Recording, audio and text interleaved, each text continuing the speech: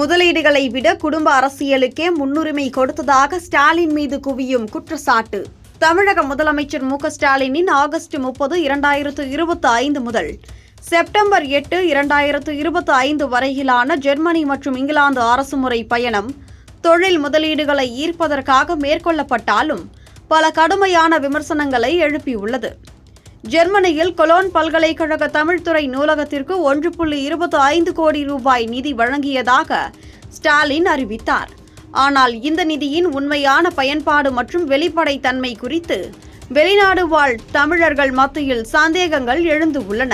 3201 கோடி ரூபாய் முதலீடு மற்றும் 6250 வேலை வாய்ப்புகளை ஈர்த்ததாக கூறப்பட்டாலும் மொத்தமாக 15516 கோடி ரூபாய் முதலீடு மற்றும் 17613 வேலை வாய்ப்புகள் பெறப்பட்டதாக அறிவிக்கப்பட்டது.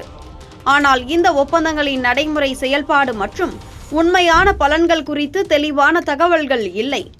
எதிர்க்கட்சித் தலைவர் எடப்பாடி கே. பழனிசாமி இந்த பயணத்தை குடும்ப முதலீடு என்று கேலி செய்து, ஸ்டாலின் 40 மாதங்களில் 4 வெளிநாட்டு பயணங்களில் 36 ஒப்பந்தங்கள் மட்டுமே பெற்றதாகவும், தனது 2019 பயணத்தில் 41 ஒப்பந்தங்கள் பெற்றதாகவும் விமர்சித்தார். மேலும் ஸ்டாலின் ஆட்சியில் சட்டம் ஒழுங்கு மோசமடைந்ததாகவும், விலைவாசி உயர்வு மக்களை பாதித்ததாகவும், குடும்ப அரசியல் முன்னிலைப்படுத்தப்பட்டதாகவும் இபிஎஸ் குற்றம் சாட்டினார். முந்தைய வெளிநாட்டு பயணங்களில் சைக்கிள் ஓட்டுதல் போன்ற நிகழ்வுகளுக்கு நேரம் செலவழித்ததாகவும், உண்மையான முதலீடுகள் ஈர்க்கப்படவில்லை என்றும் விமர்சனங்கள் எழுந்தன.